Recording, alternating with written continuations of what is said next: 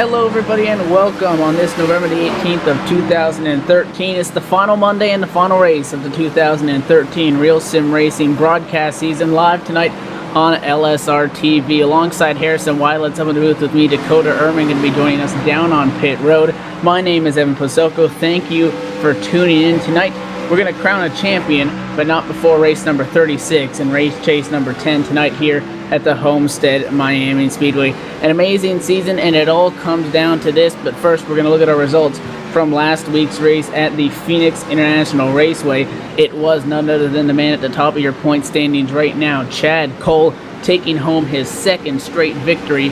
I guess the best defense is the best offense, because he has gone back-to-back when sitting in that number one spot, continuing to hold off Dwayne Vincent, who again finishing in second place. No laps led. Chad Cole gained max points last week. Jonathan Cadell bringing home a solid top three finish. Steve Ritter coming home in the fourth position. Mike Montesi in that fifth spot. Steve Gottschalk in sixth place. The seventh place going to Rhett McBride. Brian Harvey in the finishing in the eighth place after starting back in 13th. Cale Dresbach finishing ninth, and Guy Snyder the fourth, rounding out your top 10. Harrison now joining me up in the booth. Harrison, this is the last race of the season now. Oh, absolutely, and what a build. You know, Chad Cole has a pretty commanding lead heading into this final race, but he cannot make any mistakes or it could be all for naught. And so, quite the battle for a lot of positions, though, throughout the top 12. A lot of guys fighting for about the best position that they can do. But Homestead Miami, a unique track, unlike anything else on the schedule. And so it's sort of a fresh twist to the schedule we've seen recently. Now, before we move too far, let's take a look back at last Thursday, where the Real Sim Racing Asphalt Assault Series went to the Homestead Miami Speedway to crown their inaugural champion. But the top two in the championship go in a mere point separating them. Harrison and Joe were in the booth that Thursday night. Stefan Marinak, Bobby Terrell pretty much ran 1-2. It came down to 1 point. That's one spot on the racetrack over 9 months of racing, and the 24 took home the championship. Real quick, Harrison, walk us through the action that went down Thursday night. Yeah, at Homestead, it was an interesting race because Bobby Terrell had to go out there and win the race, and he did. Marinak, who was trying to hold on to that points lead with an 8-point lead going in, he was competitive all night long, ended up fading to third late in the going as Rhett McBride had a really solid race, but Bobby Terrell did everything that he had to. He led the most laps, he won the race. It's just over the course of a 36-race season that they had, it's easy to think, you know, just how many places you gave up at least 1 point. And so it's a brutal way to a brutal way to come up a little bit short, but a great season nonetheless. Bobby Terrell actually won the most races in that division, and did what he had to do, but Marinak just had a little bit of a cushion and used it up on the final race. And now we look forward to tonight, where arguably a two-man race all year long between both current points leader Chad Cole, sitting 33 points ahead to Dwayne Vincent and his number 13 coming into tonight. Out of 35 races so far this season, 24 of them have been won by these two men in their race cars. Definitely both of them deserving of a championship. Chad Cole with a 33-point lead coming into tonight. Right now, 20 drivers taking qualifying times.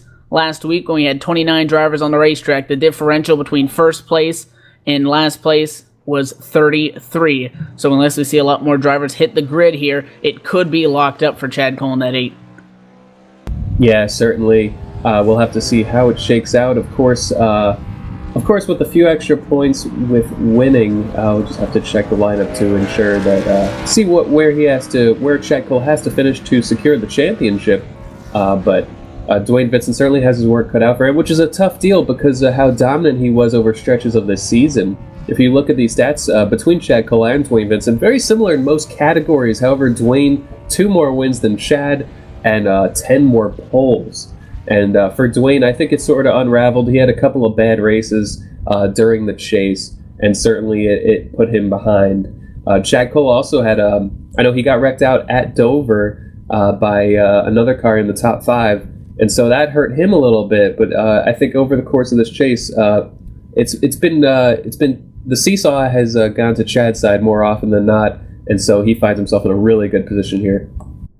And definitely sitting on the provisional pole is Chad Cole. Sitting second right now is Dwayne Vincent. You got to talk about these guys, both of them with 21 top 5s and 23 top 10s on the season.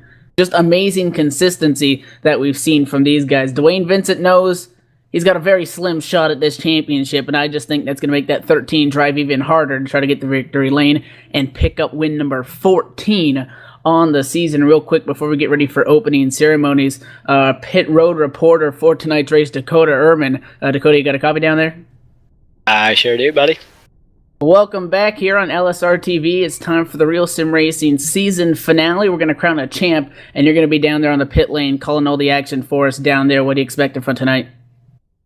Definitely going to be interesting. Got to watch out for the tires. I think you're going to see a lot of 4-tire stops. You rarely see 2-tire stops from these guys. It doesn't usually pan out, especially, with the amount of cautions we usually don't get a whole lot, so it kind of makes it hard to go with strategy like that.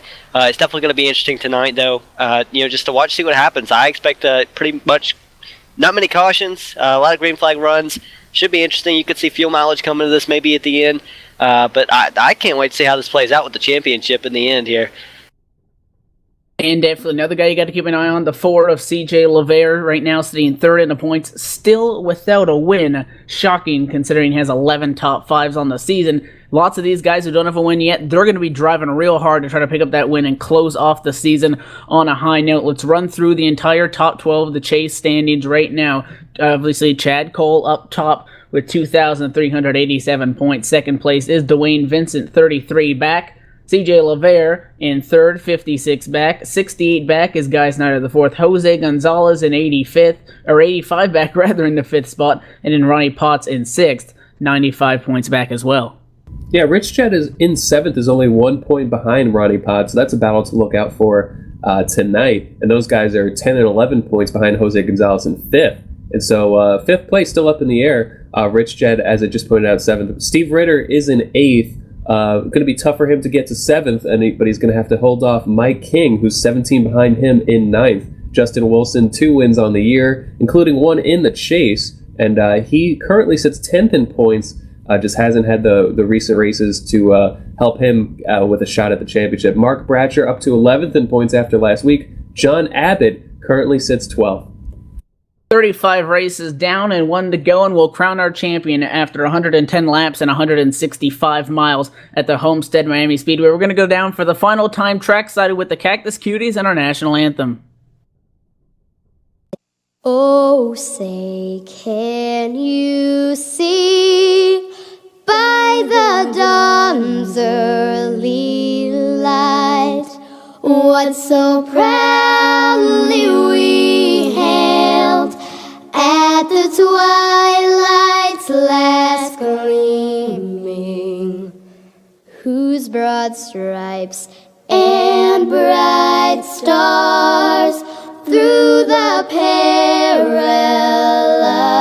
fight o'er the ramparts we watched were so gallantly streaming, and the rocket's red glare, the bombs bursting in air, gave proof through the night that our flag was still there.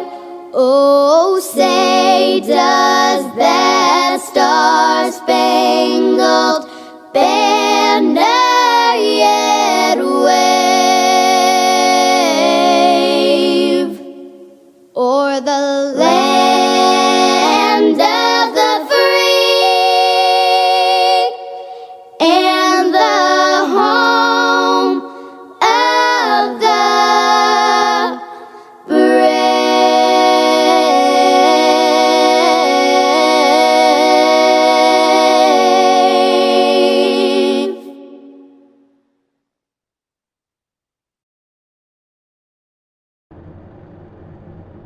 And we're back. The field is getting set on the grid. Thank you to the Cactus Cuties for the national anthem. And again, shout out to the virtual Thunderbirds as well. No surprise here, it's going to be the 8 of Chad Cole taking pole position with a 30.933 time. Outside of him is the 13 of Dwayne Vincent.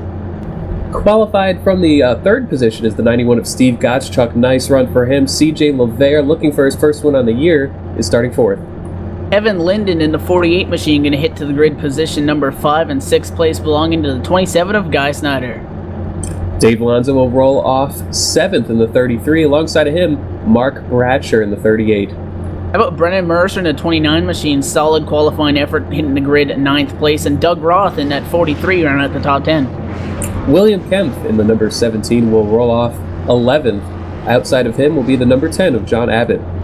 But AJ Browning in the 22 machine hitting the grid, lucky number 13 position. 14th, the 47, the Navy Nuke of Eric Arnold. Starting 15th will be the number 5 of Bill Tomer. Outside of him, the 11 of Britt Van Meter. J. Randall Watkins in the 77 going to hit the grid position 17. 18th position, the 44 of Glenn Campbell. Starting 19th will be the 18 of Barry Hines. Alongside him, the 78 of Keith Brooks Jr. Brett McBride, the first car to not take time in the 15 machine, hitting the grid 21st. 22nd, the 04 of Mike King. Rich Jett still has a shot at making the top 5 in points. He's going to be starting 23rd tonight. Alongside him, the 12 of Douglas Wyatt.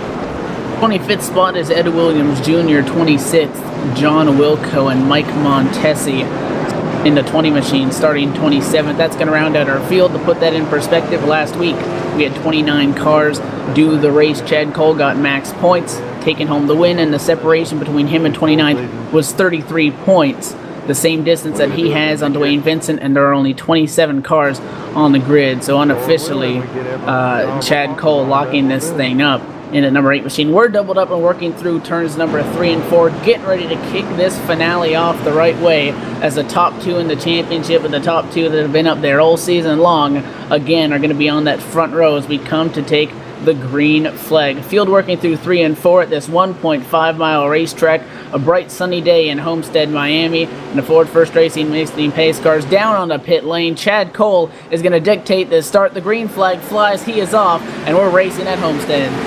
Yeah, and a little bit of a checkup with the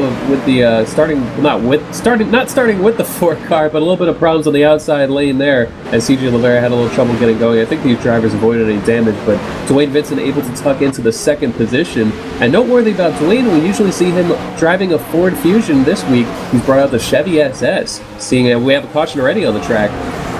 Caution flag early as trouble strikes the field early on in the going. It's the 77 machine of J. Randall Watkins. He's turned around on the back straightaway on the opening lap here. That's going to bring out the caution if we can get the replay loaded up.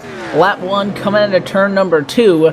Got split by the 11 and the 18 in the 11 car with a little bit of a bobble on that top lane, getting into the right rear, and both of them with heavy contact. Everybody else scatters behind them, try to avoid it. Most of them did a good job. Some of them caught the wall. But they're going to wreck that Avda 2, and it's going to bring us under our first caution flag of the night. Early in the going, surprised it didn't come earlier because that was a big checkup there. When we took the green flag, the 43 of Doug Roth caught himself a piece of the wall down the front straightaway as well. So a little bit of a rocky start, but that's just a little bit of the nature at restarts at the Homestead Miami Speedway.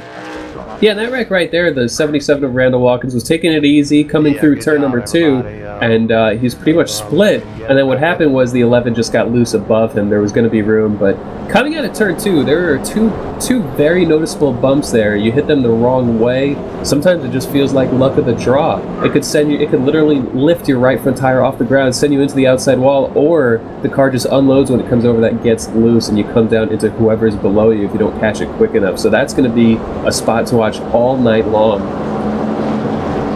And definitely several cars coming down the pit lane early. Dakota?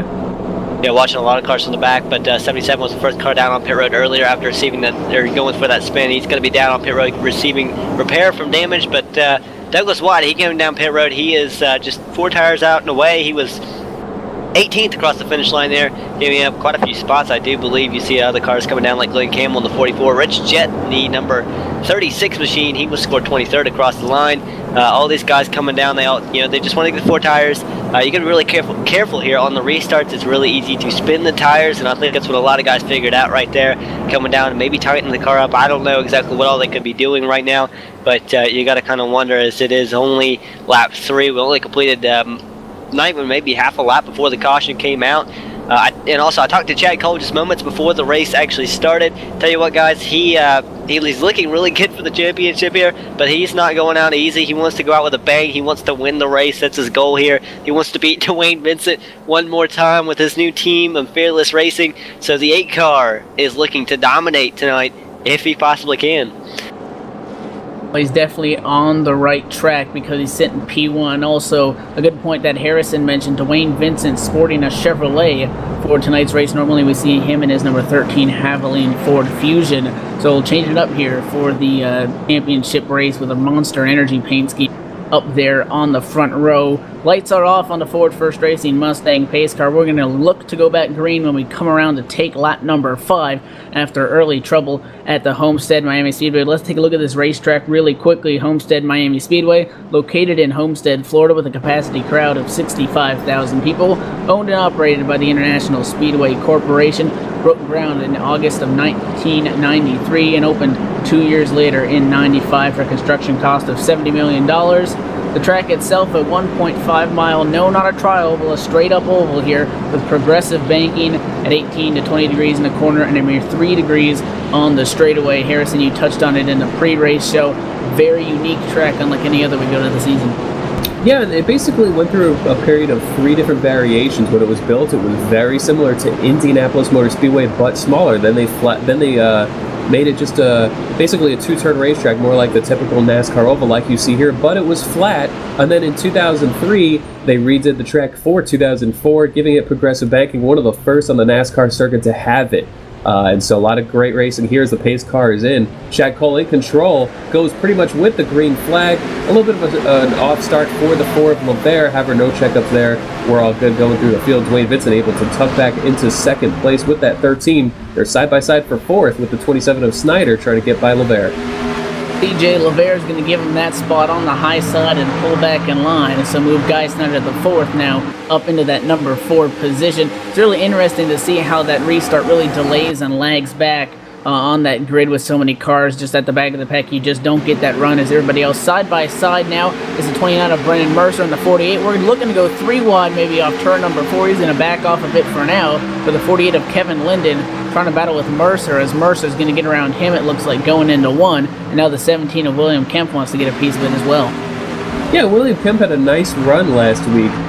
His car was a little bit banged up, but he came home with a solid run. And the 48 Kevin Linden, great qualifying effort, trying to summon some of that 48 mojo. Obviously, Jimmy Johnson winning the Sprint Cup Championship yesterday. But the 48, unfortunately, fading back a little bit for him right now, able to tuck back into the 10th position. And these drivers pretty much single file right now. Have a 91 of Steve Gottschalk still holding strong in 3rd, but the 27 is starting to put a lot of pressure on him.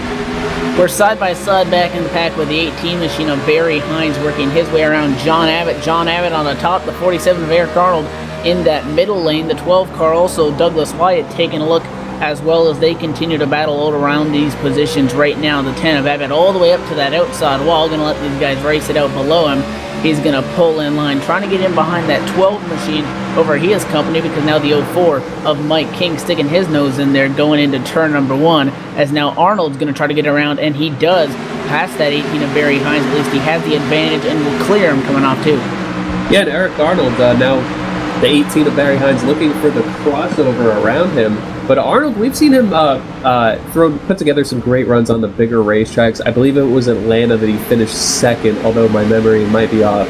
But I know for a fact he's gotten some top 5s on these bigger racetracks this year, so this might fit into his style. And right now, just coming from the back, currently shown in the 15th position, and certainly when you fight your way through the middle of the pack, usually that's where the hardest racing is actually just in front of him. They were side by side between Rhett McBride and AJ Browning, but they got that sorted out. And looking up front, looks like Guy Snyder in the 27 trying to pass the 4 of LeVere as they're side by side for 4th. And also, Mark Bratcher has been gaining spots. Mark Bratcher is right behind them in 5th. And definitely going at it again, the 4 of LeVere trying to get away around Guy Snyder. Remember, Snyder got around LeVere on that restart as LeVere let him have it when he was stuck up on that top lane. LeVere battling back now, going down the back straightaway in his number 4 machine. taking a look to the inside, going into turn number 3, going to try to make something work and pick up that 4th spot. They have to be careful to not make a mistake because that 38 of Bratcher is right on their doorstep. As we take a look on board with that 27 machine of Guy Snyder continuing to work that high lane. He's going to clear LeVere. LeVere can't make it stick there on the bottom, so 27 is going to hang on for P4 for the time being as LeVere looks to try to get a run on the inside off too. Yeah, Snyder way loose out of turn 2, actually ends up hitting the wall, and that's the biggest trouble spot on this racetrack. Very easy to lose, and he's going to lose 3 spots because of it. The 33 of Lanza able to sneak on by into the 6th position. But that's something that these guys are going to fight. You have to be careful because as we're looking at the replay of him coming out of turn number 2, simply getting into the gas pretty hard, trying to stay clear of that 4 car. Tire starts spinning, car starts over-rotating, and then he does the D-Dido right into the wall. So that might affect the handling of his car. Damage doesn't look too bad. And as he's in the wall again, actually, live out of turn 2, he actually made... That's a mistake that can really compound on itself and just make the car even worse out of turn 2. But these things, it's a battle to get through turn 2. Been definitely having trouble early. Dakota got an update? Well, right now, what we've been hearing a lot of is the car really likes to turn on throttle, which is a good thing for some of these guys, not so much of a good thing for others. But really what we know is off of turn number 2, there's a lot of bumps. The track is extremely bumpy. The banking changes as you come up, and if you get those bumps wrong, like the 27 just about did again, it will throw the car into the wall or elsewhere, and you've got to miss those bumps, or you got to be ready to hang on. And I don't think the 27 was ready the last 2 times he went around there. Definitely, we saw him coming there off of turn number 2. We were on board with him when that happened. Did a good piece of driving to keep it out of those race cars that were battling around him, evidently getting into that outside wall. Right now, it's a 2-car breakaway at the front of the field as none other than the 8 of Chad Cole and the 13 of Dwayne Vincent right now running 1-2, about 2/10 faster than the rest of the field right now as they have about a 1.5-second cushion back to the 3rd place machine to number 91 of Steve Gottschalk. 4th place is the 4 of LeVere, 2.2 seconds back of Cole. And then you got Mark Bratcher in the 38 and then a whole line of cars continuing to battle around that 27 machine. How about the 17 of William Kemp on the top side as the 5 of Bill Tomer tries to get something to work on the end going into 1. Yeah, William Kemp, and the high side here is able to work. You're able to use that extra banking to hold people off, but it certainly depends on the car combination. These Cup cars like the bottom here a little, and by bottom I do mean about a lane off the white line. The most grip is about a lane, as you see most of these drivers running basically a middle groove. The 17 of Kemp has been looking good in his starts in the Full Throttle Cup Series. Right now fading back, stuck high. The 15 of Rhett McBride trying to work his way around him. And this might be a track that fits into the Rhett McBride style as he was able to finish 2nd here in the Asphalt Assault Series finale on Thursday. And so he might want, as the 27's around, he hits the bumps wrong once again, and he's sliding through the grass right now. If he's able to get it straight, we might not have a caution. That's very costly. Guy Snyder around, hangs onto the race car, keeps it pointed forward, but it's going to go all the way back to the end of the lead lap as he continues to wiggle, trying to get back up to speed. 27 car is not acting the way that he wants it to, and that's really going to hurt. Again, off turn number 2, taking a look at the replay right now up on the screen. There's a huge wiggle coming into that corner, and another close call. He kept it out of the wall, but he's gone from qualifying up in about our top 10, actually qualified 6th. He's now all the way back.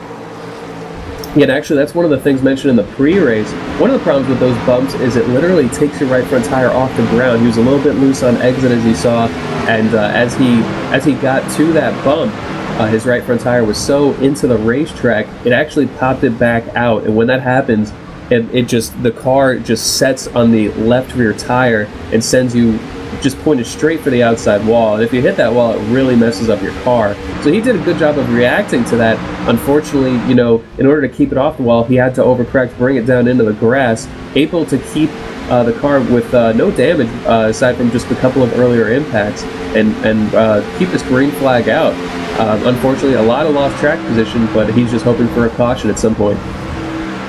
And definitely one man not hoping for that caution is the 8 of Chad Cole, again unofficially locking up that championship by taking the green flag tonight, looking to walk home with that Bob Earl Racing virtual racing chassis at the end of the night. Definitely a great accomplishment over the last 36 weeks, but more importantly, after the last 9 races in this chase, even more specifically, the last 2 weeks, halfway through this chase, looking like it was Dwayne Vincent's to lose. Chad Cole was on the outside looking in, and once Dwayne Vincent had those troubles, Chad Cole capitalizing. Again, he was going to have to play defense these last 3 races. I guess the best defense is an amazing offense, because you really have to give credit to that 8 team, because they have gone back-to-back in these last 2 races and only continue to extend their points lead on Dwayne Vincent, finishing 1-2 the last 2 races, and that's where they sit right now. And Chad, make no mistake about it, he's been happy about his performance the last 2 weeks because he wanted to make a statement. And with only 26 taking the green flag, potentially another car that wasn't able to make the grid is able to come back onto the racetrack. It is, as you mentioned, the unofficially sealed up is Chad Cole's championship. And so that takes the pressure off of him as far as any kind of hesitancy or conservative driving that he would do. He's able to go out here and put the car to the limit. And but of course, when you're running up front, usually you're in a pretty safe spot anyway. What you really have to be careful about is racing in the middle of traffic. And so Chad and Dwayne basically racing for bragging rights, trying to make a statement. Dwayne looking to win his 14th of the year. Chad looking for his 12th, I believe. And so these drivers are going to be racing it out probably all race long and just having some fun out here. Right now, 23 cars remain on the lead lap. Last car on the lead lap is the 47 machine of Eric Arnold, who just had a big wiggle out of 4 that last time by after battling with none other than the 27 machine of Guy Snyder. Got loose out of 4 and caught that car, so good job by him. Another side-by-side battle is the 10 of John Abbott. Just got a huge run as the 04 of Mike King is in the outside wall going down the front straightaway. He's going to lose at least 2 spots going into 1, so move Mike King now back to around the 17th position. Yeah, and this is a track where exiting turn 2 and exiting turn 4 have 2 very different exits. You have to approach opposite sides of the racetrack very differently. You could drive into turn 3 a little bit harder than turn number 1. Turn 1 very easy to overdrive here. 4 you could kind of sweep it really wide, and you could sweep it wide exiting 2, but those bumps really play with you, where a lot of these drivers are trying to exit below those bumps and just come off pretty low off that corner. And these drivers, and actually the longer we go into these runs, the more those bumps are a problem, as there's more weight transitioning to the front of the car as the fuel burns off. And so that's what these guys are faced with right now. The car's running about as slow as they're going to this entire run. They're going to slow a little bit more. And actually, as we've slowed down through this run, Dwayne Vincent actually pulling back to the 8th. And so our 2 leaders, they put 3 seconds on the entire field, close to 3.5 seconds now. But Dwayne Vincent holding pretty strong with that 8-car pole. Yeah, I was going to say, definitely applying the pressure out of 4. He ran a blistering fast lap time that last time around. Underneath the 32-second range, ran a 31.9. Pretty fast, and he is there on the back bumper of Chad Cole. Does he have something to catch him? He's going to have to either make that top lane or make that very inside work to get around him, but nonetheless, that 13 machine is knocking on the door, maybe half a car length off right there in the center of the corner. Both these guys negotiating those bumps very well and getting down the back straightaway. But you can clearly see that some drivers have had struggle with that tonight. They take a look on board with that 8 machine of Chad Cole, looking back at Dwayne Vincent. Again, sporting a little bit of a different design. A change for 3rd place is the 4 machine of CJ LaVere. Has since got around the 91 of Steve Gottschalk. So just like it seems to be every week, the top 3 in the championship standings running 1, 2, 3 on the racetrack, Cole, Vincent, LaVere. Yeah, certainly not a lot of bad luck between the 3 of them, as they've been able to stay up there all season long. As Cole, feeling the pressure right now, got pretty wide out of turn number 2, came close to that wall. I think Dwayne is doing a little bit of a lower and slower mentality, which is just put it lower on the track, back up the corner a little bit, try to get that low exit, and that's where you get all the speed, is up out of the corner. And so unable to get to the 8-car bumper as of right now, but certainly as we run deeper and deeper in this run, these 2 cars are very evenly matched. I think they put a decent amount of work into it this week, where they were running the NASCAR iRacing Series with the same weather, same car, and both these drivers, both pretty fast, and so it's no surprise they continue to put a lot of time on the drivers behind them, as those 2 cars are about 4 seconds ahead of the field. But we continue to work under the green flag condition. Take a quick moment to talk about the Real Sim Racing Icebreaker Winter Series. Going to be coming to you on LSRTV. starting with a capped field of 43 drivers. They're going to be driving the Impala B nationwide cars, now including that Ford Mustang that made it to the iRacing service not too long ago. If you want to join them, or if you want to tune in, feel free to go to realsimracing.com for more information on that. Should be a great group and some good racing over there, as well as several of these drivers will be there, but some of them I think are going to take that winter off after 36 long weeks as the battle continues to go up front. Dwayne Vincent still there, but not quite being able to make that pass, but a car length to half a car length off consistently. Both these guys just so strong at this racetrack, now over 4 seconds ahead of the third place car. You know that they've been practicing all week long, and it's showing out there on the track. Well, Dwayne Vincent actually, the NASCAR iRacing Series ran here this past week. Dwayne ran, I believe, 3 or 4 of the 4 races, and he was able to win at least 2 of them, so he's very strong. Right now he's changing up his line a little bit. Last time by through 1, he drove in deep and high trying to get that run off. But I believe Dakota... And guys, these guys practice a lot. They put a lot of time into it. They come in every week extremely strong. One thing Chad Cole has got going for him, he was here in this position last season. If you remember, Chad Cole came here last season in this series, and I mean, he was so fast, so strong, but he was beat out by Landon Huffman in the end, and I don't think he wants to lose that. He stepped up his game this season, and he's so much better this season than he was last season. I mean, he was excellent last season, so that has to say something. And one thing on the Icebreaker Winter Series, we had that also a season ago. We had another series of that, so this is going to be season 2 of that series. Chad Cole was your champion of last season's series. You got to wonder if he'll try to test out his new Bob Earl Racing seat if he wins this championship here during that series. And definitely, and you got to take a look. Remember last week when we talked to Chad Cole, since this Gen 6 race car has come out in this 2013 year, he told us that he has not taken this specific car to this racetrack at all. Obviously last year running the COT to the aid of Chad Cole. Not really a lot of difference in those cars. He had a little bit of a feel for it, but definitely fine-tuned that all week long as he said he would.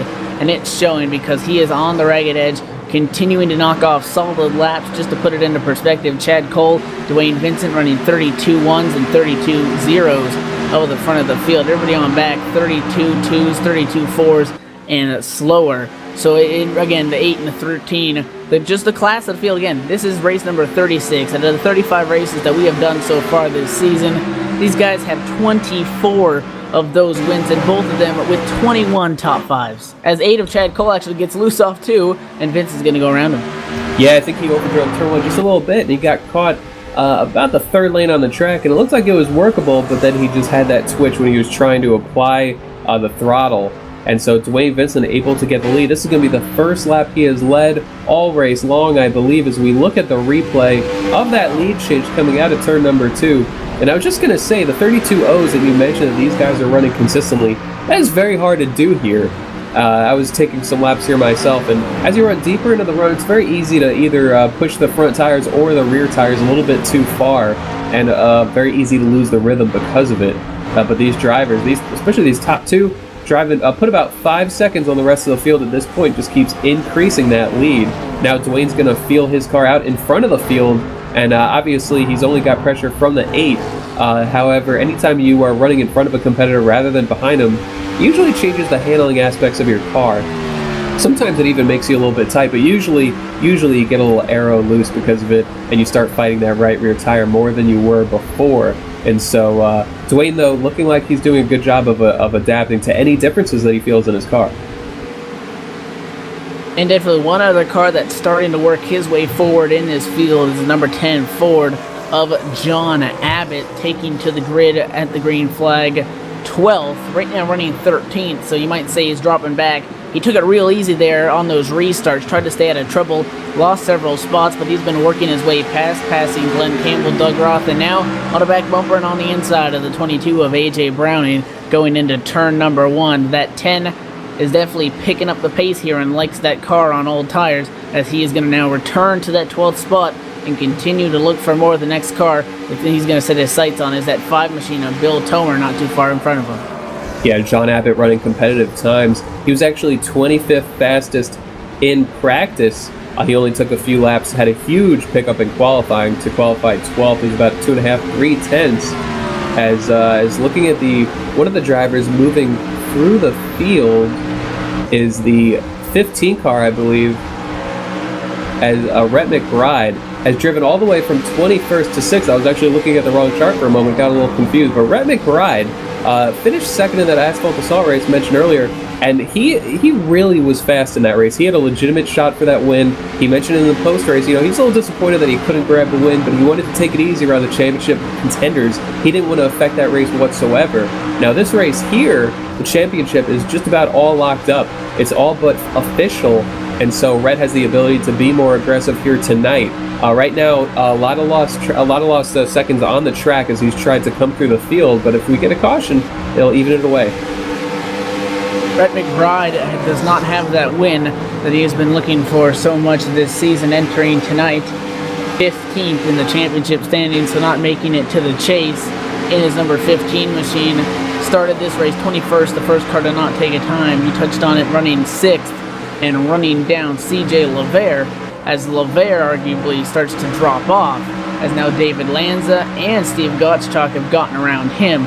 So that 4 machine, after restarting 4th, getting up to that 3rd position, making it the 1-2-3, the 1-2-3 in the championship standings, starting to fade off as we're about 20 laps away from green flag pit stops, as that 15 is challenging for that top 5 spot.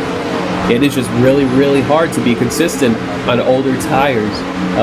You can really just lose either of the right side tires, make you really tight, make you really loose, and you can bring it back to you by taking it easy for a few laps, but usually there's an effect for the rest of the run regardless. And these drivers have done a pretty good job of keeping this race green. We've had only the one caution on lap number, towards the end of lap number 1 that came out, and ever since then been green. Pit window here is shy of 60 laps. I would say 50 to 55 if I had to guess. Don't have an official count on that, but I would imagine that we're going to see green flag stops starting at about 15 laps. And definitely the green flag continue to stay out at the Homestead Miami Speedway. 2 cars out behind the wall, the 04 of Mike King and the 11 of Britt Van Meter. Both those cars behind the wall will finish 25th and 26th spots respectively. As we continue to work under the green flag, Dwayne Vincent, Chad Cole still sit positions number 1 and 2. You're watching the Real Sim Racing Full Throttle Cup Series Championship finale from the Homestead Miami Speedway live on LSRTV. We're going to go to a quick commercial break and come back and get you ready for the green flag pit stop. Don't go anywhere. We'll be right back.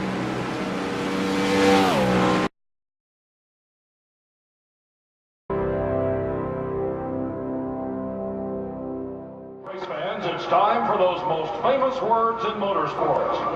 Travis, start your engines!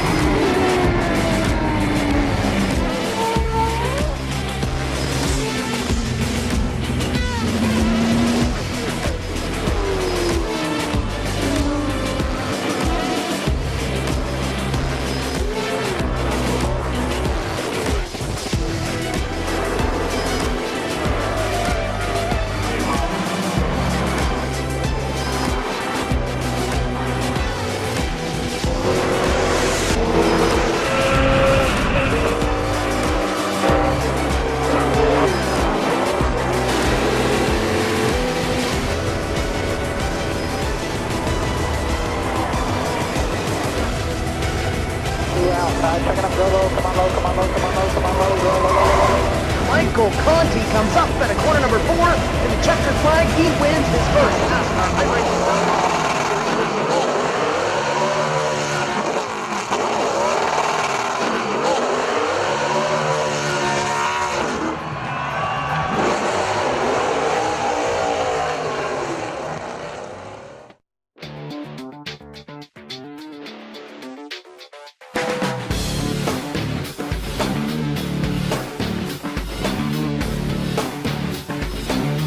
Inside SimRacing.tv, the fastest show on the internet. Sim racing news and reviews since 2007, with new shows every week.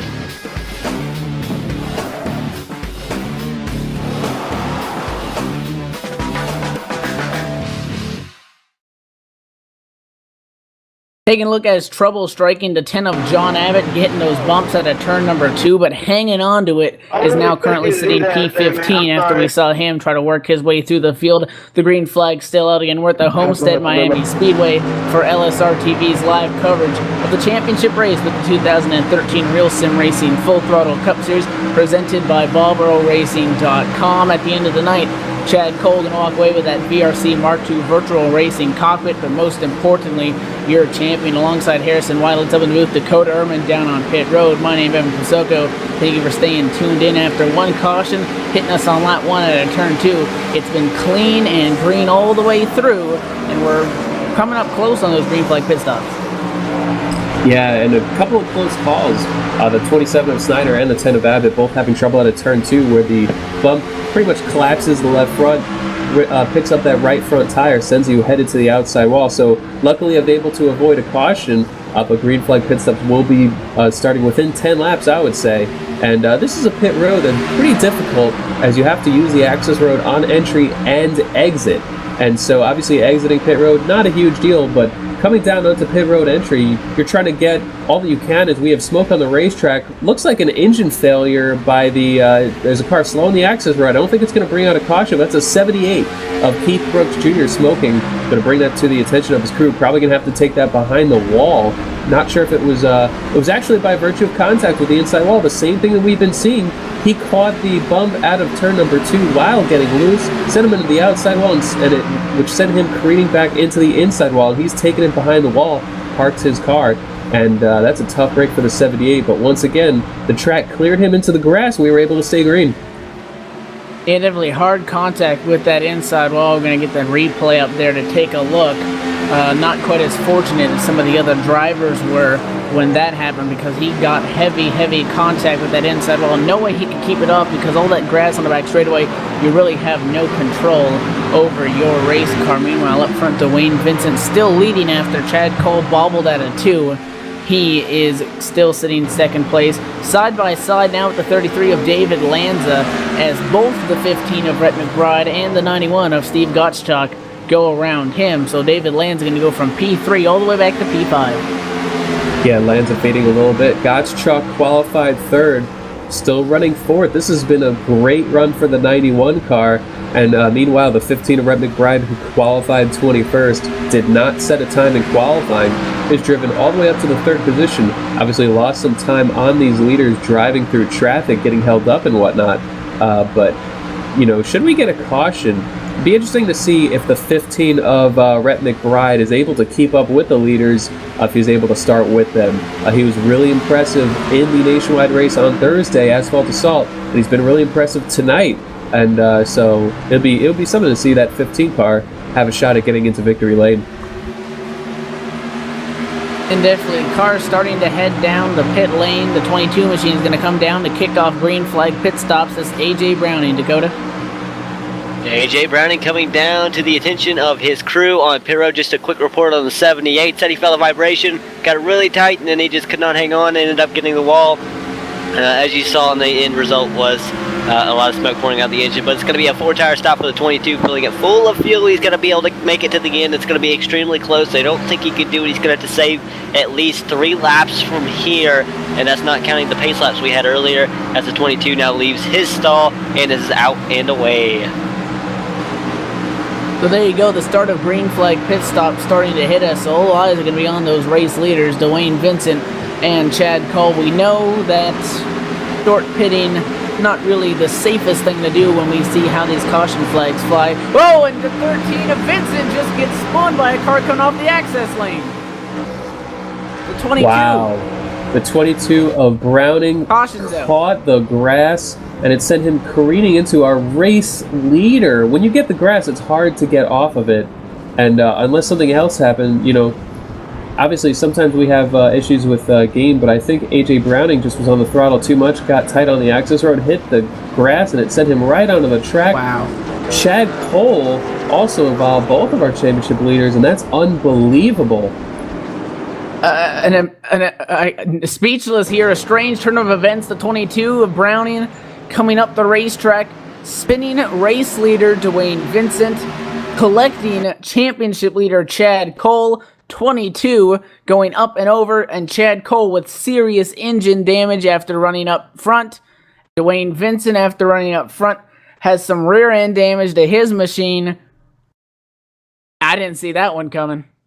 Oh, no, and not too long ago, I was saying that it's more difficult to get onto pit road on the access road than get off. So, of course, someone is going to prove me wrong, am I right? But the 13 car will be able to stay in this race, but he's not going to have a shot at winning unless they're able to do some really amazing damage repair. Chad Cole, I don't think he's going to be as lucky, just the way the Dwayne Vincent was basically hooked. Meanwhile, Chad had nowhere to go and basically dropping oil all over the track coming to pit road right now. Luckily for Chad, he's got a solid points lead, and Dwayne's probably not going to be able to make up more than half of it at this point.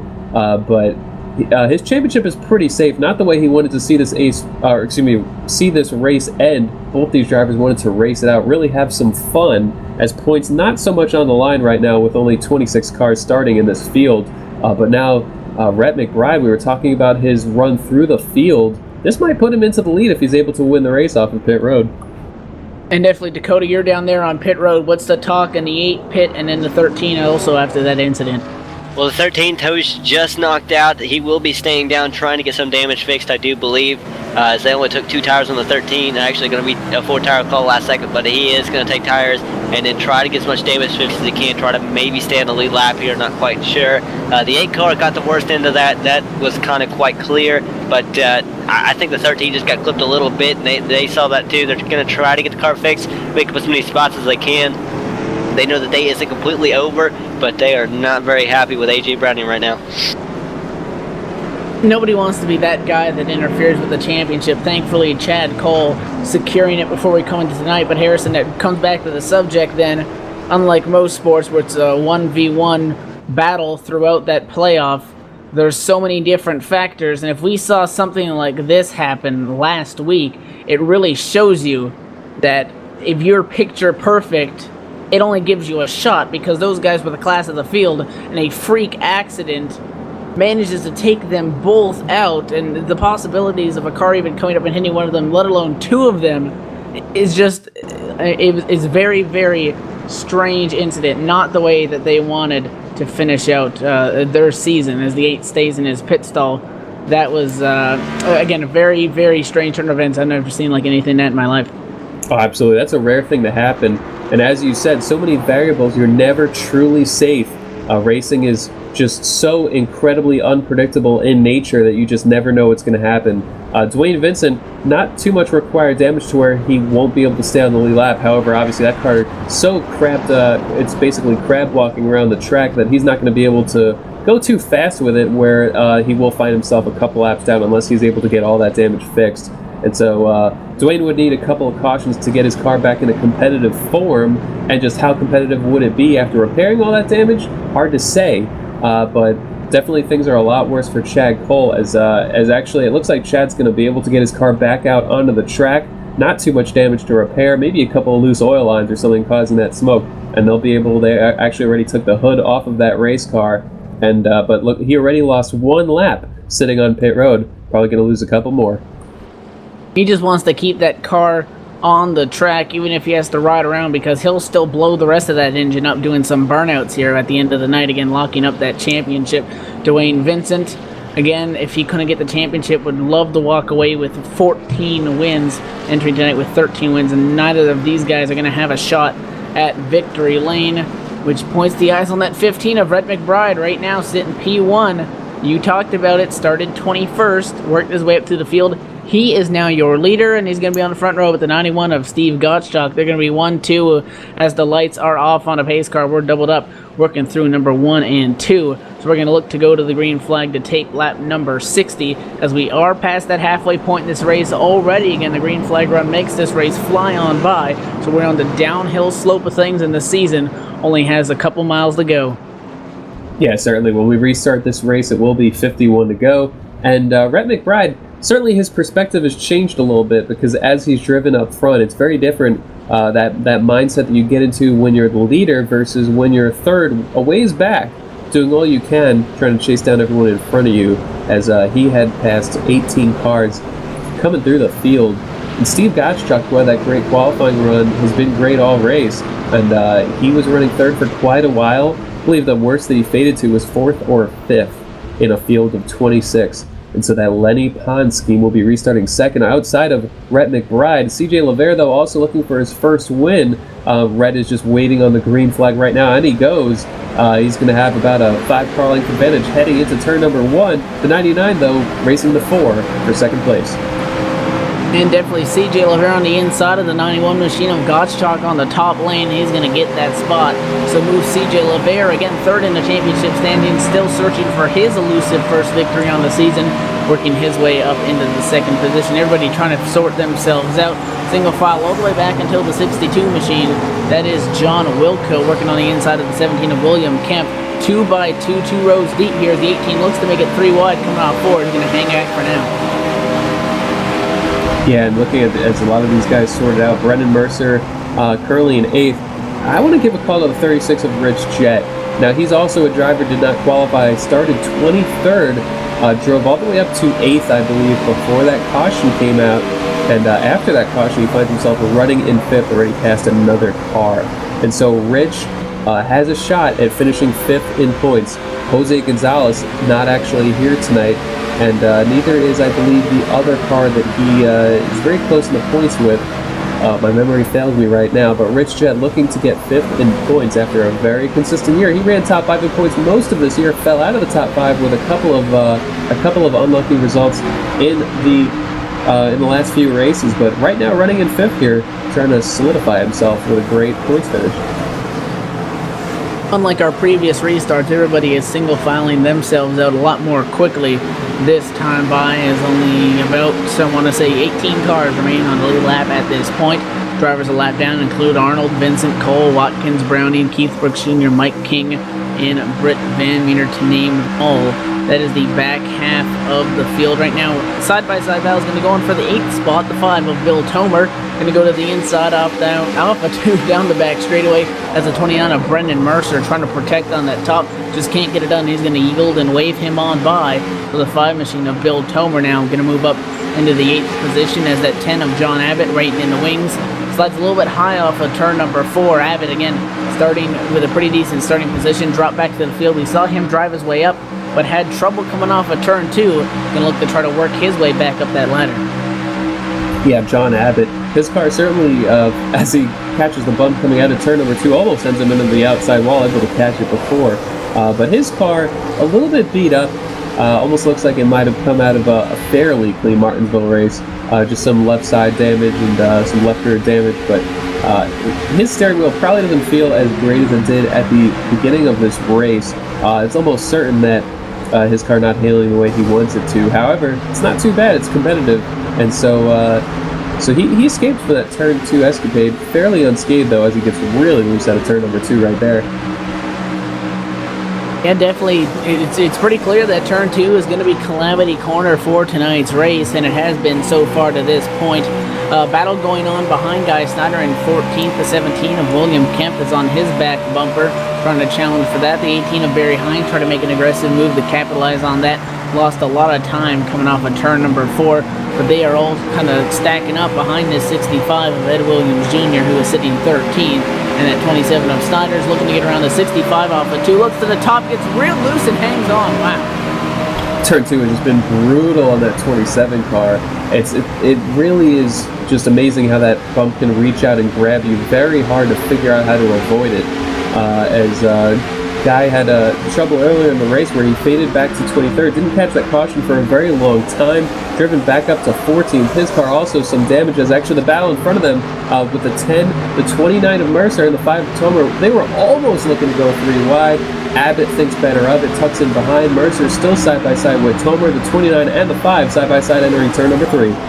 Brendan Mercer on that inside line trying to make something work. Bill Tomer in the 5 trying to protect and get that spot. And then the 10 of John Abbott again waiting in the wing, still side by side, coming out for 4. Run's going to go to the 5, and he managed to the 5. So Bill Tomer going to get around Brendan Mercer. Mercer back to 9th, then Tomer up to the 8th spot. Again, side by side, still behind them. The 18 and the 17 are going to go at it. The 18 of Hines on the inside, trying to get around William Kemp on that top lane. Can't get it done.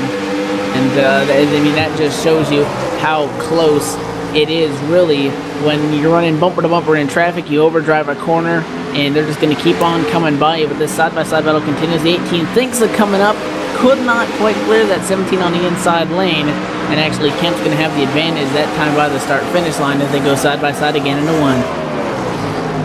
Yeah, the battle continuing. Barry Hines trying to get the advantage, which he does, but he gets really loose, brings him down right on the white line, which is, has a lot of rotation that it gives your car. But the 17 able to take advantage of that, gets a huge run down the backstretch, not quite able to clear Hines. Hines goes right for the bottom. You could use a lot of that entering turn number 3, sweep up in the center, which he does.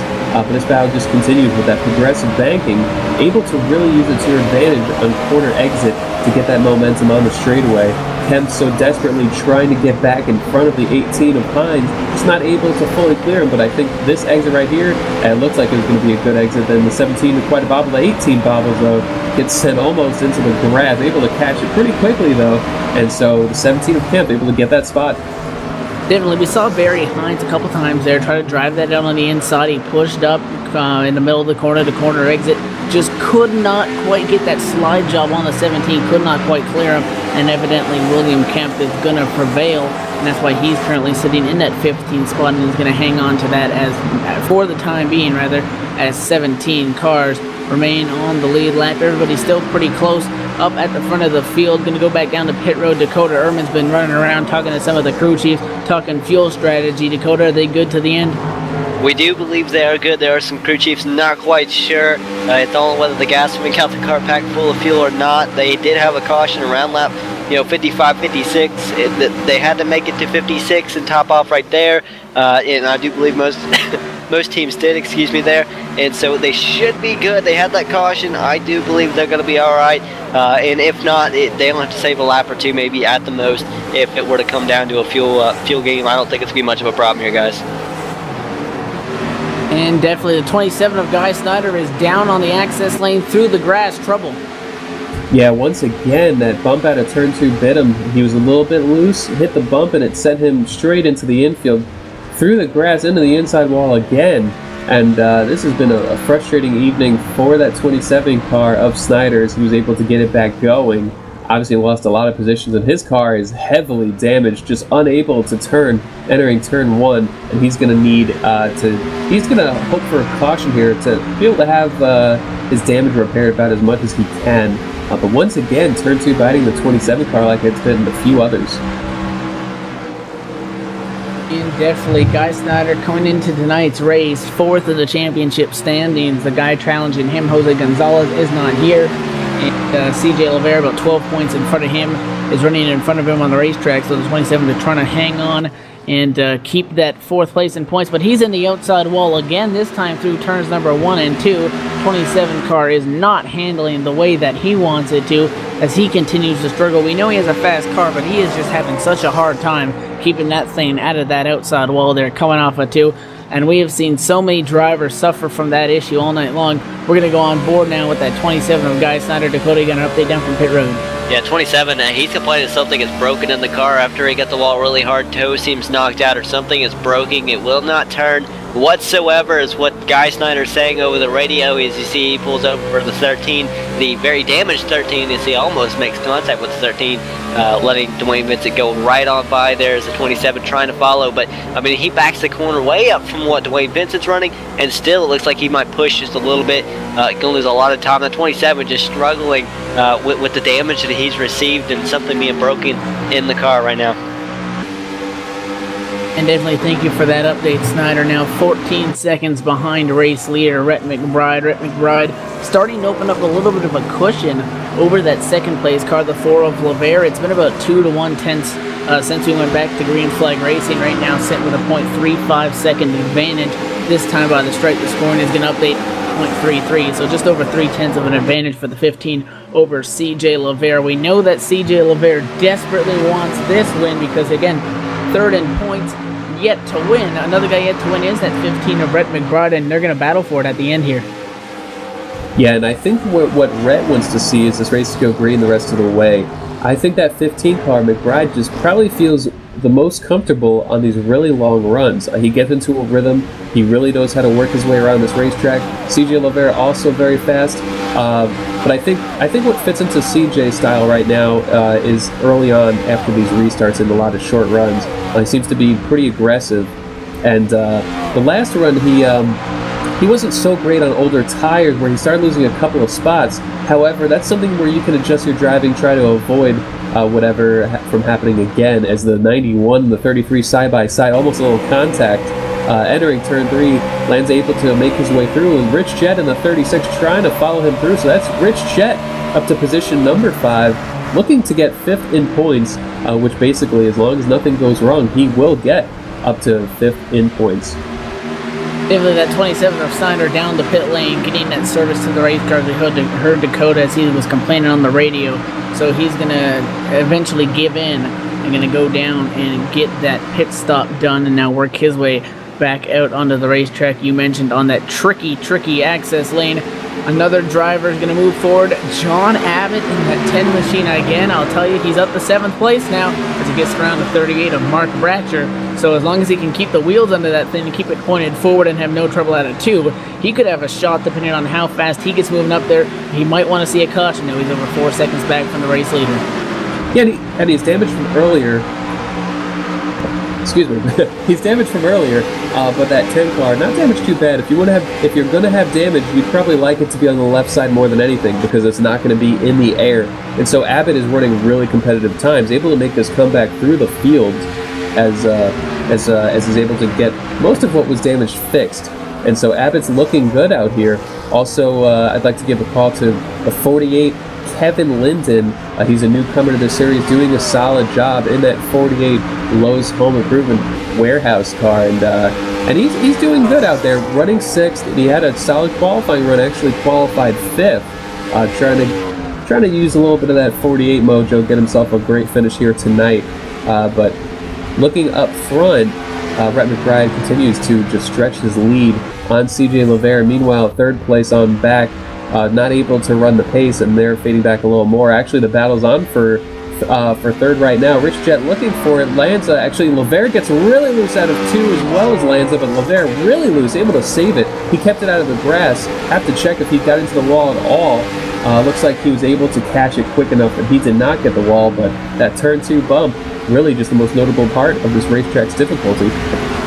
He came over the radio and said it almost got me. He's over a second back from race leader Rhett McBride in the 15, who qualified, again, 21st. But that's not indicative of his race car. He was the 2nd fastest in practice, just did not take a qualifying time, and is definitely doing a strong run as we are inside now 30 laps to go. As we now hear the 44 machine from Glenn Campbell in 12th spot is going to hit the pit lane here a little bit early on lap number 83. Going to see, Dakota, you have an update on that car? No update currently. Maybe we're going to try to get more information to see the 44 Glenn Campbell coming down pit road here from 12th spot. Taking a look, don't think he has any damage. Possibly didn't get that thing full of fuel or something, but not what he was looking for, as he is down the pit lane and is actually behind the wall. So a mechanical gremlin or something for that 44 that's going to go behind the wall. We're going to send Dakota down there and talk to that crew and try to figure out what's going on with them. But meanwhile, CJ Lovera is now dropping into the clutches of the 33 of David Lanza in 3rd and the 36 of Rich Jett. Yeah, Rich Jett looking to find a way around these guys. He started 23rd, he's running 4th. Rhett started 21st, running 1st. So two of those notable climbs through the field. Lanza looking low on the 4 of Lovera, though. That's for the 2nd place. Lanza, a very smooth, very consistent driver. Didn't want to overdrive turn 1 there, backed up quite a bit. That puts the 36 of Jett right on his bumper. 33 going to have that run low on the 4 coming out of turn number 2. Lovera a little bit skittish around that bump. Side-by-side for 2nd place is Rich Jett. Is probably going to look to follow Lanza straight on through here. And Lanza trying to get that thing on the inside. Lovera just can't hang on to it on the top. You see it starts to step out. The 33 machine of David Lanza going to try to clear him off the corner. Can't quite do it just yet. but should do that with no ease once we get into turn number 1. The 4 really driving it in there hard, but there you see the 33 pick up the gas pedal, and he should move to that spot. Now the 36 is going to follow in tow with Rich Jet, and the 91 of Steve Gottschalk not too far behind them. So CJ Lavere continuing to now drop back from that second spot all the way back probably to the end of the top 5 once these next couple laps cycle through. Dakota, you have an update from the crew? Yeah, I ran down pit road and was trying to get down there and talk to the driver, made sure he was okay. He was experiencing back pains that forced him to pull over. Could not stand to sit there any longer and wheel the car around the racetrack, so had to pull off of the racing surface into the garage and get out of that race car. Currently being checked out in the medical center, but he does believe he's all right. Just a lot of pain there for the driver number 44. Definitely. So Glenn Campbell going to try to get that sorted out, not the way he wanted to close off the season, but safety first. Going to go out of the race car, get to that infield care center, and make sure that he is A-OK after he was having a pretty solid night running inside about our top 15. He was sitting P12 and he had to call it down to the pits. Yeah, actually, about Glenn Campbell, I'd actually forgotten, but I believe it was a month and a half, 2 months ago. He had back surgery, I believe. Took a couple of weeks off, and he obviously wanted to come back, have some fun with these RSR guys. But at some point, discretion works out. Discretion, the better part of valor, I guess you could say. And so he pulls it down to pit road, gonna take a rest and try to heal up. And so Glenn Campbell, though, going to come away from here with a top 20 finish regardless. But certainly it hurts to bring it down into the garage area like that. But certainly health comes first, as Rhett McBride's lead has stretched to 2 seconds in the midst of all this. And just to tell you, the longer we go on these runs, the more that 15 car looks great. And I don't want to jinx him, but he's looking for his first RSR Full Throttle Cup Series victory. He has one win in the Asphalt Assault Series earlier in the year. Can't remember what track it was at, but he's looking for his first Cup victory. And Rhett's one of the drivers who missed the chase. A bit of an inconsistent year, and then he started putting together a lot of good races where he's climbed up to 15th in points at this point, and with only 15 cars on the lead lap right now, brings the odds for a caution down quite a bit. And he wants this thing to just run out. 20 laps to go. He wants the green flag to be out every stretch of the way and end this race as soon as possible. Rhett McBride, I might have called him Rich Jet, looking for that first victory in Full Throttle Cup. And definitely Rhett McBride with that 2-second lead over the 33 of David Lancer. Rich Jet, Steve Gottschalk, and now officially CJ Lavere back into that 5th spot.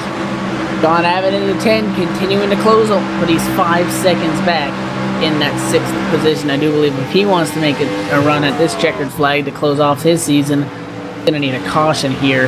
And knowing the Homestead Miami Speedway, the only caution we've seen wasn't really a racing incident, a very bizarre incident off of pit road with the 22 of AJ Browning, collecting both of the championship leaders. That could have been huge if that was in any other race, but tonight, as Chad Cole pretty much locked this thing up when he took that green flag here right now. So again, right now, 15 cars are on the lead lap. Last car on the lead lap is the 17 machine of William Kemper. 2 cautions, one on that first lap, and then that very strange incident almost at the halfway point.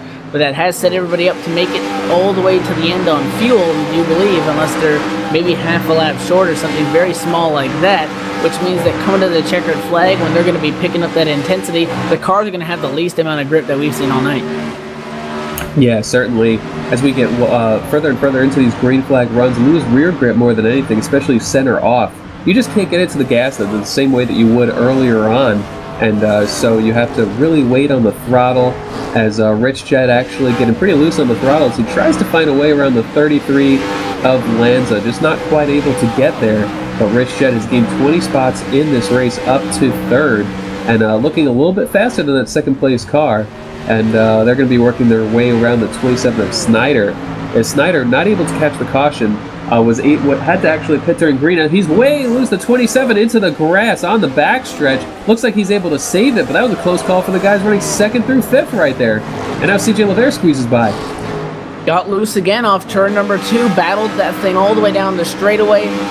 kept it pointed forward and nearly came up in front of race leaders again. A mysterious night at the Homestead Miami Speedway. I see the sun out. I don't know if there's a full moon hiding somewhere about to come over the horizon as we start to turn to night here once this race is completed in Homestead, Miami. Obviously the 1.5-mile racetrack playing host to the 2013 Real Sim Racing Full Throttle Cup Series Championship race presented by Bob Roll Racing. Your champion, Chad Cole, having trouble early. He has just made his way back to the racetrack, running 22nd, 33 laps down.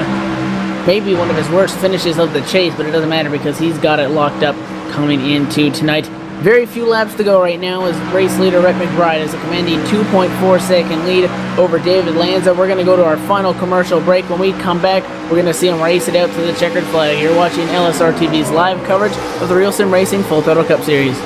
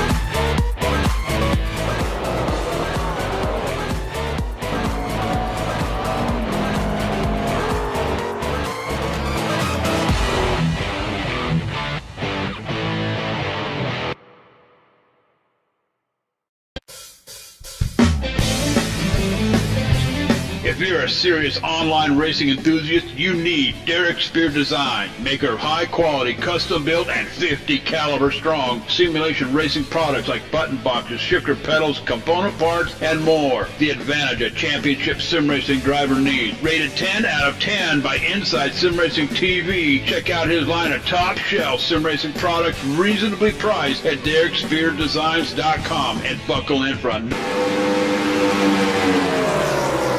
And back, continuing coverage from the Homestead Miami Speedway on LSRTV is the Real Sim Racing Full Throttle Cup Series presented by BobRowRacing.com. The championship race tonight in Homestead, Miami, Florida. Rhett McBride is your current race leader as we are inside of 10 laps to go, looking to pick up his first win on the season alongside Harrison Weilitz and Dakota Urban. My name is Evan Posoko. The season, Harrison, is just a couple minutes from coming to a close and we're about to crown our champion as he rides around in 22nd place, but that's not no sort of relevance to the season that he's had. Yeah, it's sort of ironic that we come to the final race, those two being Chad Cole and Dwayne Vincent, absolutely dominating this race until a freak accident with a car leaving pit road, catching the grass, sliding back onto the track. But these two running in 16th for Dwayne Vincent right now, 2 laps down. Chad Cole 22nd.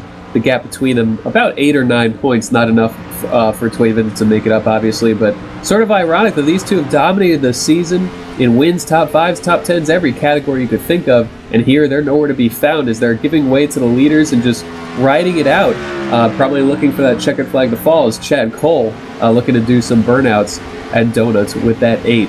But right now, not wanting to see a caution flag, wanting to see the checkered flag as well, is Rhett McBride. We have 7.5 laps to go. That 15 car has built a 3-second lead, and he wants this to end more than anything in the world. And in 2.5 more laps, when we come to the start-finish line, it'll be one of those situations where a caution flag would end the race, and he wouldn't have to restart it. So he wants to see that 5 to go lap more than anything in the world right now. Rhett looking for that first win in Cup. And definitely, he just wants 2 more laps, and he's pretty much got locked it up. You mentioned with no green-white checkered in the iRacing service, that would end the race, and he is pulling away from his competition now, 3.5 seconds ahead of the second-place machine of the 33 of David Lanza. Not too long ago, actually, I believe it was before we stepped away to the commercial break, it was only 3 seconds, so the 15 car, again, very impressive night. We talked about him mid-race when we noticed he went from 21st to 6th, 21st to 1st right now is at 15. Again, you mentioned looking for his first win on the Cup side, has one over there with the Thursday Night Asphalt Assault Series, but this is there's no better way to close out your season than entering in victory lane at the Homestead Miami Speedway, besides being the champion, of course. Yeah, absolutely.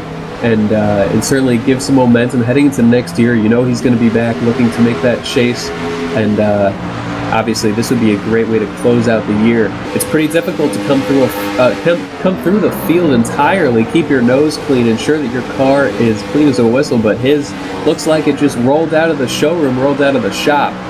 His car looks great as he crosses the line. That is 5 laps to go. He can breathe a little easier. Now it's time for 5 laps, no mistakes. You got a 3.5 second lead where you can just back her down, wait on the gas, not have to drive too aggressively, which is a great position to be in. And so Rhett, as we wind this race down, they're going to be racing for second between Lanza, Jet, and Gottschalk, but it's all Rhett up front. Definitely the laps continuing to wind down after 36 races now.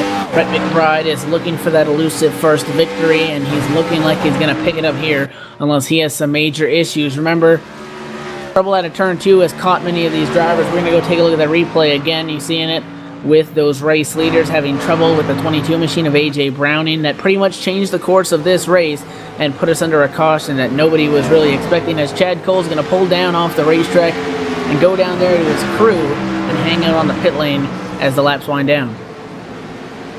Yeah, certainly. As Rich Jet just caught the wall out of turn number 2, he tries to hold off Steve Gottschalk for 4th. Not able to hold on to it, though. Keeps it in the groove, doesn't slide into the grass like we've seen many others do. And so next time by for Rich Jet is going to be 2 laps to go for that 15 car. That Fusion looking for the first win, and you know he's just ready for this thing to end. And the battle continuing though for second and third and fourth. Gottschalk doing all that he can do to get that 1976 Pepsi scheme by the 36 of Rich Jet. He's looking for that nose, doesn't quite have it there. Jet's going to close the door, entering turn number 1, clear by about a car length. 91 doing all that he can with 2 laps to go. Goes way hard into turn number 1, trying to use that outside groove potentially. Gets a big run off of turn number 2. Dave Lanza holding up the 36 a little bit. The 91 gets low on the 36, heading down to turn 3. And definitely they're going to battle it out. The 91 gets sideways. He's going to hang on to it after a big wiggle going into 3. He's going to pick the gas back up.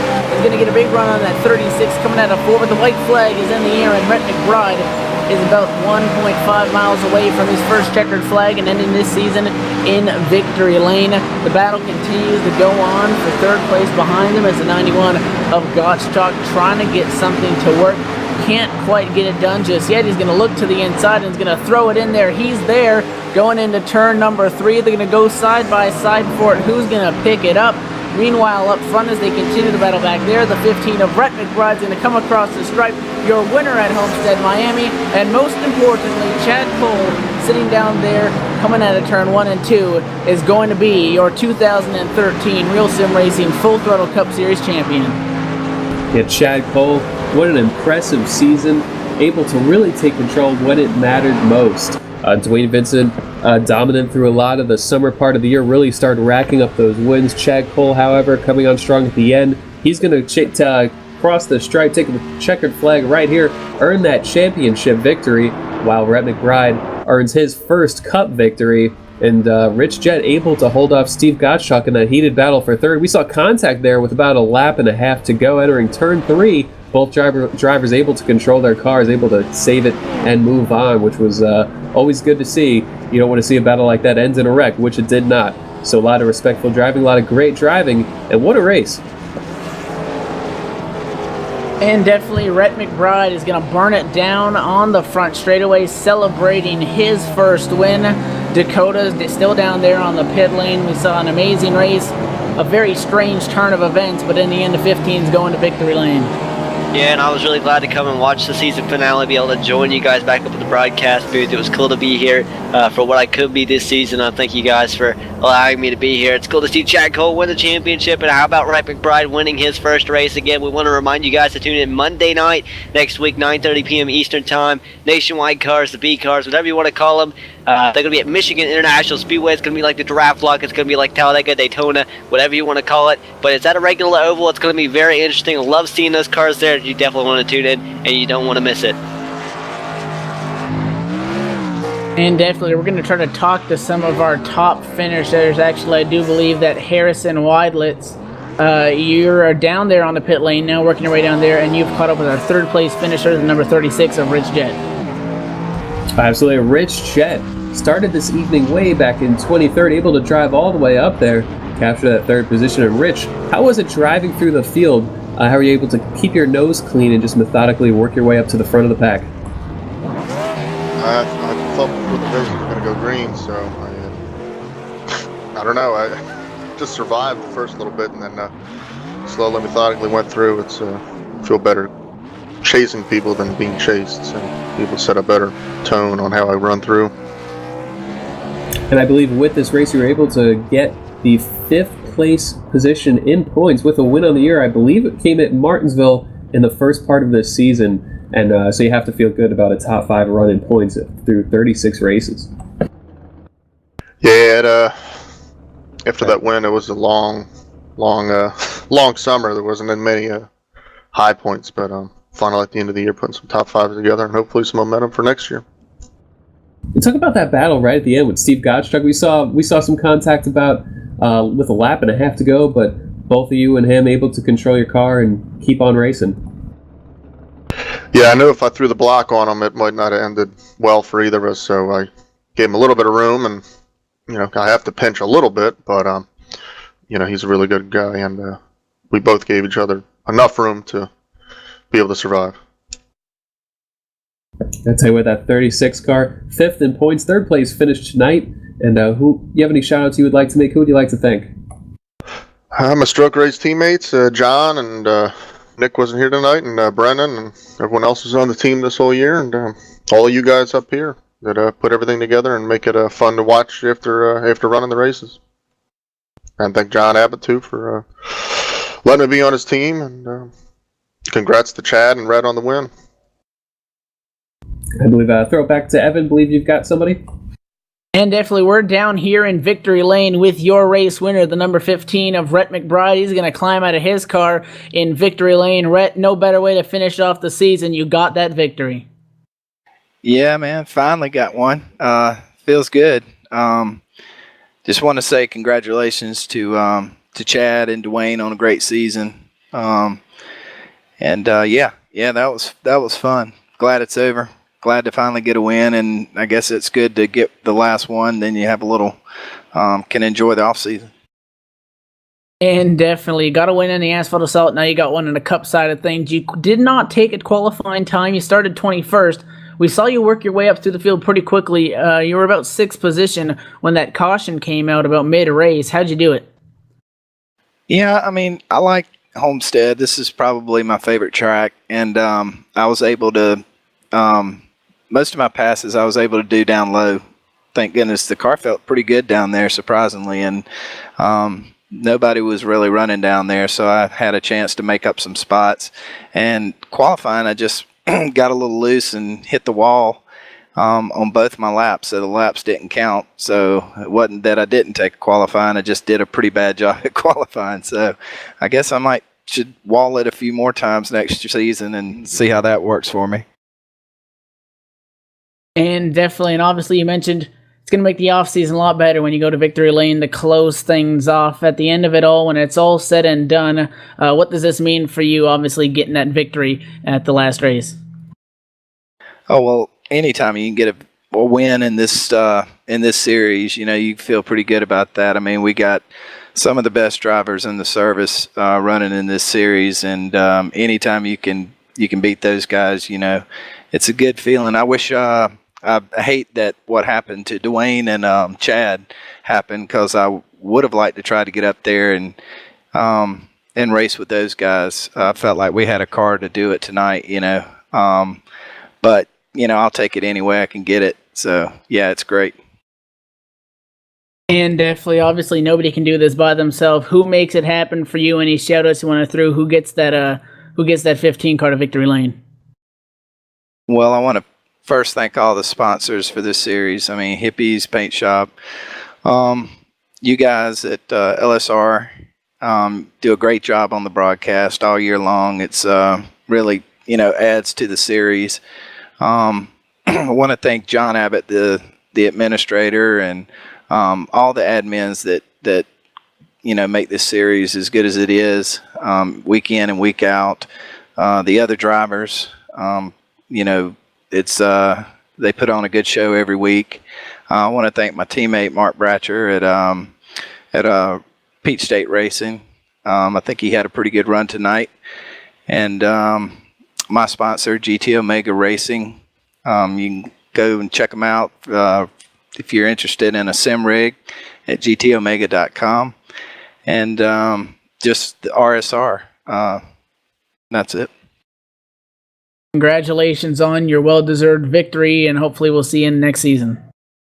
Thanks, man. Well, it's all said and done, and now it's time to crown a champion and series administrator that we hear so much about, John Abbott. We're going to turn it over to him as he crowns Chad Cole our champ. Thank you, Evan, Dakota. Appreciate it. Well, Chad, you did it. No, it was definitely a goal of yours starting back last season, and you had a hard-fought battle between you and Dwayne, and what can you say? You had to dig deep and play a little catch-up there. Got a slow start, but you came through and in the end came on strong when it counted.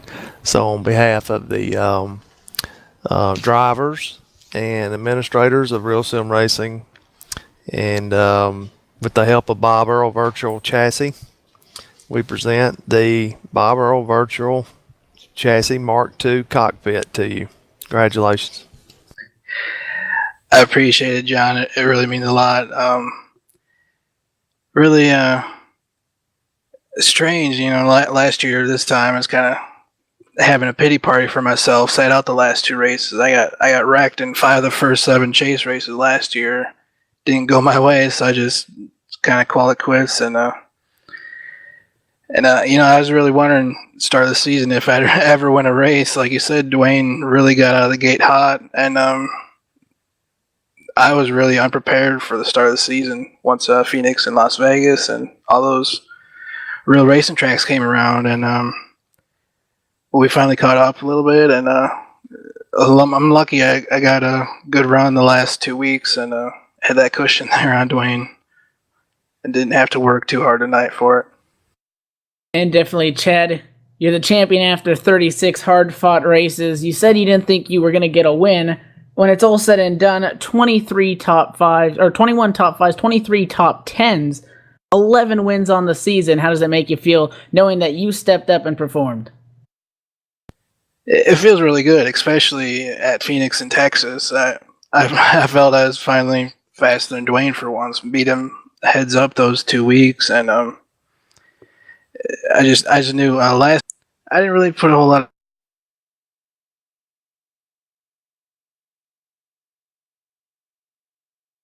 It really put a pounding on me. Dwayne, same thing this year. So I knew going in the chase, I had to really step up my game. Had to do some more racing on the open server, and I think it paid off pretty well. Yeah, I think the practice was pretty clear tonight. Let's talk about these last 3 weeks. It looked like that possibly you had a chance of going to victory lane tonight if you didn't get caught up in some trouble there midway through the race. You entered the last 3 races in front of Dwayne. Normally, maybe you were a little bit behind Dwayne. I know you guys exchanged them week in and week out. You're always side by side, and then you go back to back. I guess the saying's true that the best defense is a great offense. How did you just turn it up that much more at the very end when it counted to be able to lock it in so that tonight didn't matter?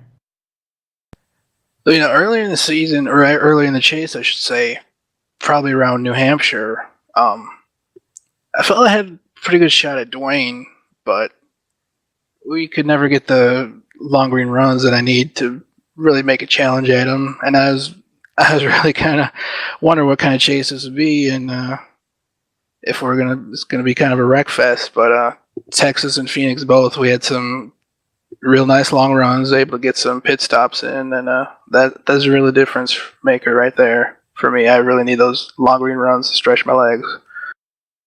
Well, you did it. You're the champion. How's that virtual racing cockpit going to feel? Hopefully like an old pair of blue jeans. I really can't wait to try it out. I've had just an old computer desk here, and and the chair I'm using actually has 5 wheels. 3 of them are different from the other 2, so I sit kind of crooked in it. So I'm looking forward to an upgrade for sure. And definitely officially, you're going to get it by 29 points over Vincent. We ask you week in and week out when we see you in Victory Lane who makes it happen. You can go on a rant here, talk as long as you want. What shout outs, anything that you want to do, you've earned it.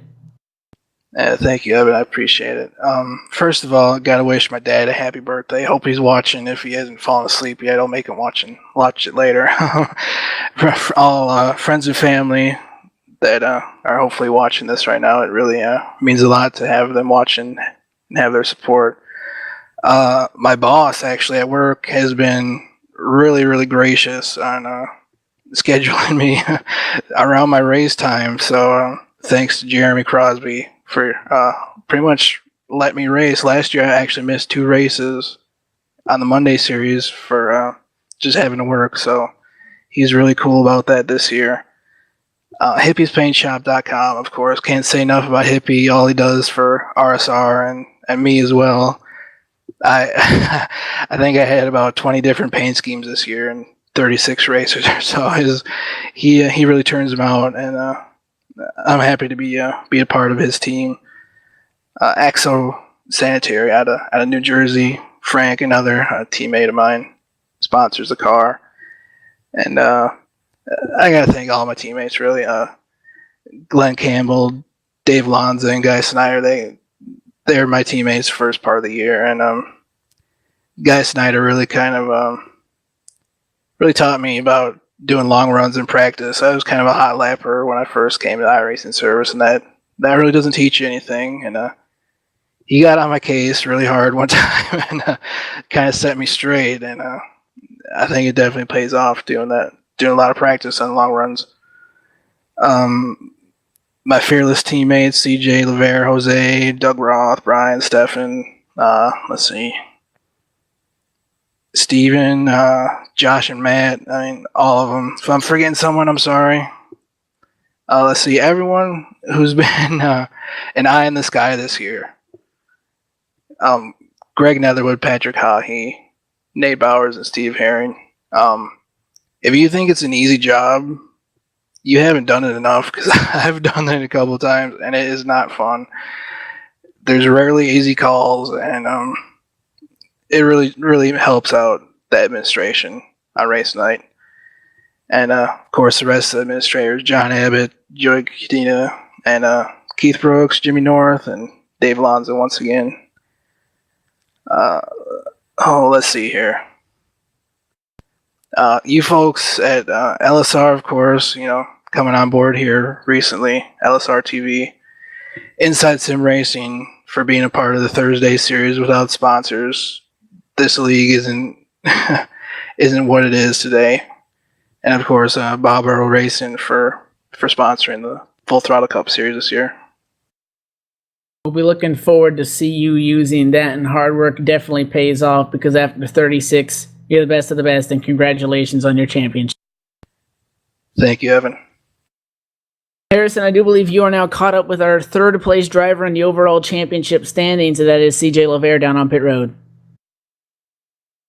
Absolutely. CJ LeVere, tonight here at Homestead, able to bring the car home in 5th. And I know one of the things he's looking to do was to grab that win on the season. Unfortunately, unable to do that, but what an incredibly consistent year. And CJ, you have to feel pretty good about coming home 3rd in points. Oh, yeah, long season, bringing it home 3rd, chasing probably 2 of the best guys in iRacing, besides some of them other guys, but they could run with them. And it's just difficult to beat them guys. They're really good on the long run. We need to work on that program. We got the speed, but we need to work on tire management. Yeah, certainly. And looking at the stats for the season, you had the 3rd most top 5s, 3rd most top 10s. In fact, you're the last person to get more than 20 top 10s in this season. Shad and Dwayne had 23, you had 20. And looking back at this season, 36 races, a lot of racing. Which races stand out to you as really the most fun you had in this series this year?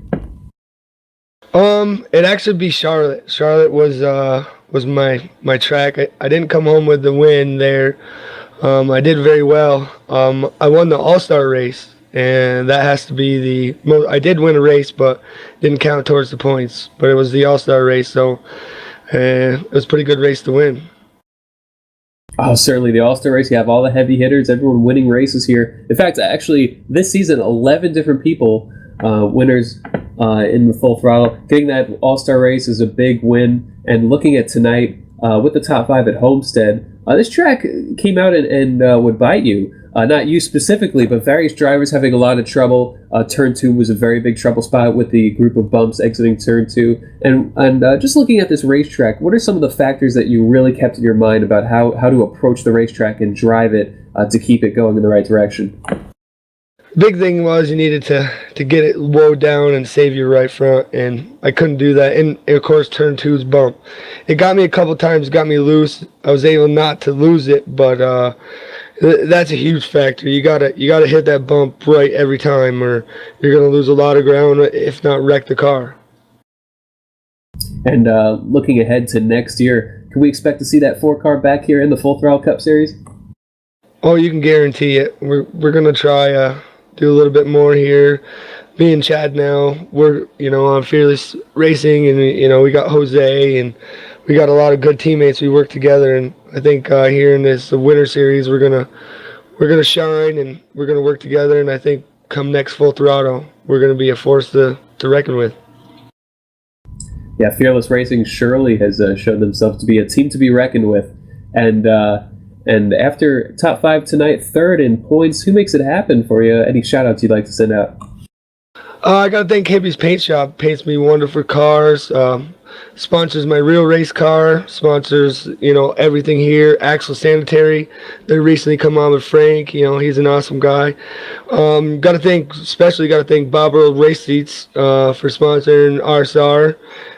Inside Race TV for sponsoring the Thursday night series. Got to thank everybody here at LSR. Got to thank John and everybody at RSR. They do a lot of hard work, and a lot of stuff goes into this. And us drivers really appreciate having a place like this to race. It certainly is a great place to race. John Abbott, all the guys, Stephen Herring doing a great job running this series, and after just a wonderful finale, a lot of great racing this year, and send back up to Evan. And definitely, I know Dakota Herman, who's been down there on pit lane with us, he's caught up with, again, series administrator John Abbott for their closing thoughts on the season and tonight. Dakota? Yeah, I just wanted to talk to John Abbott one more time here before we left here. John, man, another season wrapped up with the Real Sim Racing Full Throttle Cup Series. Your thoughts on the season, and what we could see next season, what we could see with the Icebreaker Winter Series, everything here. Thank you, Dakota. Definitely want to, first of all, thank you guys in the booth. Y'all do a fantastic job, and I know that because everybody tells me that, all the drivers. Y'all really know what you're doing up here. Also, Laura coming into the picture with LSR about midway through the season. I know she puts in countless hours getting her production in order. And then, of course, ETV, JD, John, and it's a lot of people involved in it. This is our second season, full season. I'm so proud of everybody involved in it, from drivers to administrators. To have 2 36 race seasons in a row and be able to finish and have them be successful and competitive really means a lot to me. That and of course as well as the other admins as well. Joey Jatina, Keith Brooks, a lot of vision, a lot of thought was put into it, and a lot of that I had nothing to do with. So I want to thank those guys. And so Bob Earl, what can we say? This second season, he's produced a fantastic prize for our champion. So thank you, Bob. I know he couldn't be here tonight because of a prior commitment, but really want to thank Bob for his support. HippiesPaintShop.com, been a big supporter of the league, and both series. About every paint job in the series is a Hippie's paint shop livery, it seems. But anyway, I don't want to ramble on too much. We've got Icebreaker Winter Series coming up. This is the second annual. I had a very successful season, as y'all know. Very competitive.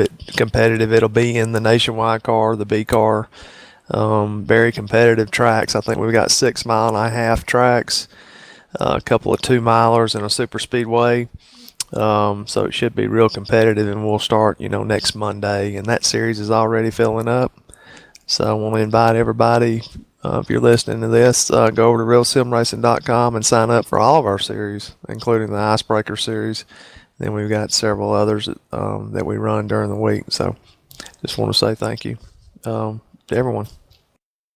And that wraps up another great season here, the Full Throttle Cup Series. And again, don't forget to tune in Monday night, Michigan International Speedway with the Icebreaker Winter Series. Now, Evan, we're going to go right back to you real quick. And definitely 36 weeks are in the book. 36 races are said and done, and 36 checkered flags have flown in Harrison. It's been a great journey, but unfortunately it's time to put the cap on the 2013 season. Closing thoughts? Anytime you get a bunch of really competitive and really high-quality drivers in a series, you see a lot of green flag racing, a lot of just phenomenal shows put on here in the RSR series, and of course I mentioned the Winter Series coming up with the Nationwide car, and with these regular 36-week seasons wrapping up, I think you're going to see a nice mixture of Cup guys and Asphalt Assault guys and everything else all combining and putting on some amazing races. You'll be able to watch it on LSRTV. You'll be able to race in it if you desire, and of course at realsimracing.com. So that's going to be something to look out for. But just 2 really amazing seasons put together by Chad Cole and Dwayne Vincent. Of course, there's only one champion, and that's going to be Chad, who put together just a great chase. And so congrats to him, and congrats to the RSR guys for putting on a great show. And definitely congratulations to Rhett McBride for picking up the win tonight at the Homestead Miami Speedway. Also, again, congratulations to Chad Cole for taking home that championship. Dwayne Vincent finishing second in the championship standings, and also CJ LaVere, who we talked to earlier, coming home with the top 3 in the championship. Not an easy task after 36 races with the competition level that we see in this series, but at the end of the day, they're all good buds and they have some fun out there on the racetrack. That's going to do it for us, for everybody that's been here throughout the season. I know JD Webb was in the booth a couple times, John Westling over at ETV, obviously Laura Lawson tonight in the broadcast booth in the production hauler down there in the infield, doing what she does, getting us on the air, making everything look nice and clean on that stream. Thank you to her for putting this together. Series administrator John Abbott, everybody else down there in the RSR Hollow, Dakota Ehrman, who was up here in the booth about mid-season, coming back to join us on pit road for the end. Harrison, thank you for joining me as well here as we closed out the season. My name is Evan Pasoko. Thank you, everybody, for tuning in after a great season with the Real Sim Racing Full Throttle Cup Series. It's Chad Cole walking away with the championship. We'll see you next year.